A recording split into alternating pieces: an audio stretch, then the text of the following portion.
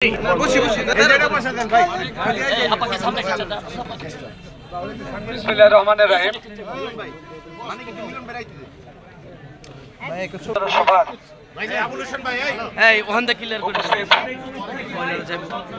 আমাদের জেলা এবং থানা নেতৃবৃন্দ এবং যাদের নেতৃত্বে এই আয়োজন হয়েছে, সর্বজনাব মাহুর রহমান টিটু, আমাদের নজরুল,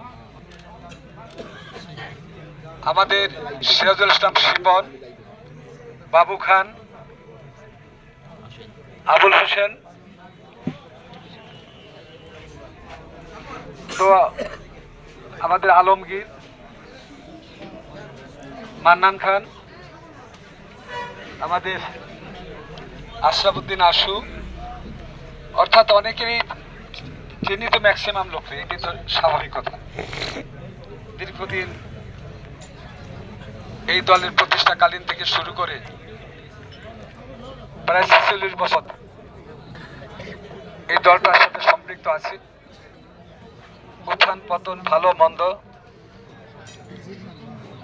কখনো পলাতক জীবন, কখনো কারাগারে জীবন, কখনো গুলিবিদ্ধ আসামি হয়ে হাসপাতালে অবস্থান। তারপরেও যে জিয়ার কাছ থেকে শপথ গ্রহণ করে গণতন্ত্র প্রতিষ্ঠার জন্য, গণতন্ত্র রক্ষার জন্য এবং দেশের সার্বভৌমিকতাকে রক্ষার জন্য জিয়াউর রহমান যে দলটি দিয়ে গেলেন, সেই দলের ১৯ দফা কর্মসূচির মধ্যে বিশ্বাস স্থাপন করে চড়াই উতরাই পার করে আপনাদের ভালোবাসা, আপনাদের আস্থা বিশ্বাস দিয়ে এই ইউনিয়ন পর্যায় থেকে শুরু করে আপনাদের এবং আল্লাহর রহমতে আজকে দলের যুগ্ম মহাসচিব পদে আমি অবস্থান করছি। সমস্ত কিছুর মূলে মহান আল্লাহর প্রতি প্রশংসা, যে রাজনীতিতে এগিয়ে যাওয়ার যে প্রচেষ্টা এবং চেষ্টা, সবকিছু মিলিয়েই আমি সাধুবাদ জানাই আপনাদের, যে আপনাদের সহযোগিতা নিয়ে আজকে আমি দলের শীর্ষ পর্যায়ে অর্থাৎ একটা জাতীয় পর্যায়ে আমি অবস্থান করছি।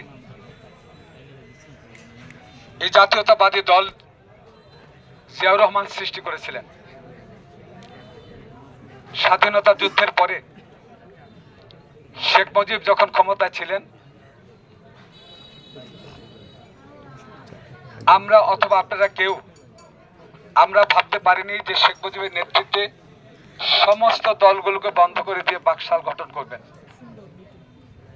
এবং সেই তৎকালীন সময় বাকশাল বিরোধী না, অর্থাৎ গণতন্ত্র প্রতিষ্ঠার জন্য শেখ মুজিব যে অপকর্মটা করেছিলেন, সে অপকর্মের মধ্যে ছিল যে একটি মাত্র দল থাকবে, যেটা হলো বাকশাল, একটি মাত্র নেতা থাকবে, সেটা হলো শেখ মুজিব। তৎকালীন সময় এই অবৈধ রাষ্ট্রবিরোধী কর্মকাণ্ডের কারণে আমরা যারা অথবা এদেশের ছাত্র সমাজ, যুব সমাজ, মেহনতি মানুষ, এই সে মাতবর প্লিজ এক সাইডে চলে আসো তো। আমি